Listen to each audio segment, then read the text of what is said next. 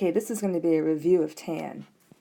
So, if you're asked to graph y equals tan x, the first thing that you should remember is that the period of tan is pi, not 2 pi. That period of tan is going to be divvied up on either side of the y-axis. So since you're going to be dividing it in half, so to speak, take your period and divide it in half. So you go from negative pi over 2 to positive pi over 2. If you add that up, you'll have a period length of pi. Your missing angles are pi over 4 and negative pi over 4. Here's your y values of 1 and negative 1. Your tan has an asymptote. Let me just make that red.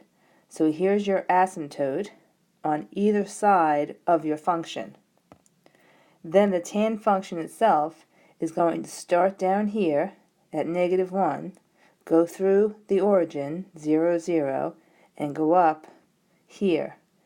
Remember from your unit circle that if you're in the first quadrant at pi over 4 angle, your value for tan is 1. If you're in the fourth quadrant at negative pi over 4, your value for tan is negative 1, and that's where this comes from. Connect the dots and dance up to the right, and you've got your tan. Okay, let's move on to another function. Let's do one little tiny change to tan, and let's say, what if you had y equals negative tan x? You know the period's still pi. Stop the video now and see what you would get. Okay, your video should look like, your graph should look like this picture right here. So if it doesn't, make your corrections. But that's a flipped tan. So let's go on to other versions of tan that you'll need to know.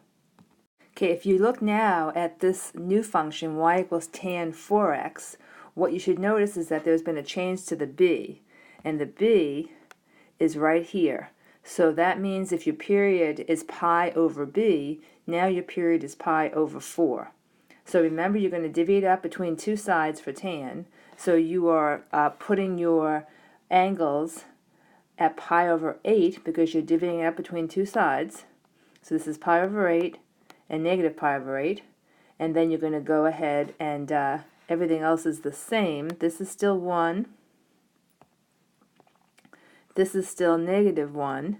And you should stop the video now and see if you can graph your function. Okay, this is what your function should look like. So everything looks the same except your angles have changed. So make sure you understand how to do a period change for tan and how to recognize a period change for tan. Your point of interest really to recognize things is going to be this point right here. If you see that this angle is pi over 4 and you know normally it's pi over 2, then something has changed and it's going to be the period. So let's go on and we'll do a second curve where we only change the amplitude. Your next equation is y equals 2 tan x, and you can see that there's only been a change to the point right here, which is your a. Now this is your amplitude in your other functions, but you really don't call it an amplitude in tan. But it is going to help you to stretch your tan. So go ahead and see if you can make that change and stop the video and then check it when you're done. Alright, here's what your graph should look like. You should have your asymptote still at pi over 2 and negative pi over 2. You should see that on your y-axis you now have a 2, and that point for your tan function lines up when you have pi over 4, your value is now 2. When you have the angle negative pi over 4, your value should be negative 2 for your tan function. You still have 0, 0 at the origin, and you have stretched your function vertically by the change in your a. Okay, let's go on. For the next slide, we're going to do two changes, one to a and one to b. And we'll do them together and see how we do. The new problem is y equals 5 tan 3x. So what you should see is that you have a change in your a and a change in your b. So I've written period equals pi just to remind you that that's what it is for tan, and I have the little grid, but you should stop the video now and see if you can graph y equals 5 tan 3x. This is what your graph should look like.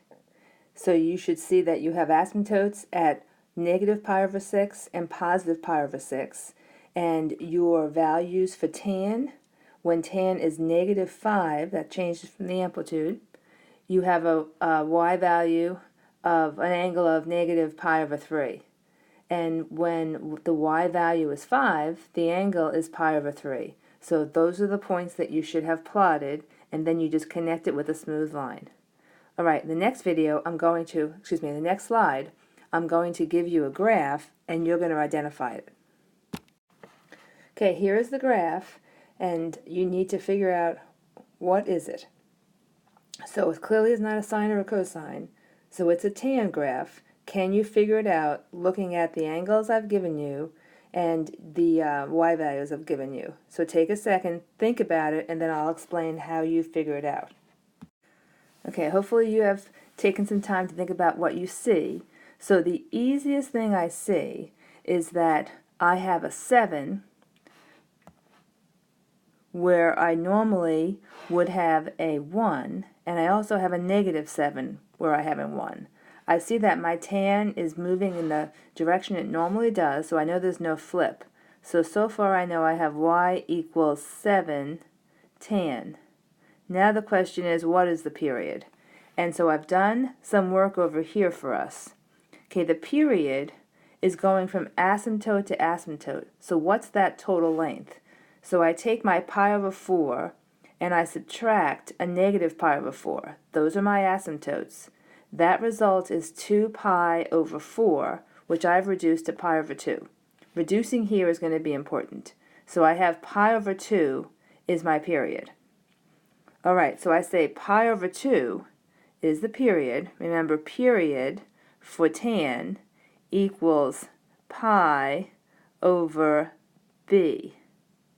So look, if pi over 2 is the period I'm observing, I plug it in right here, and pi over b is what I have to have, then clearly for these two things to be equal, b has to equal 2.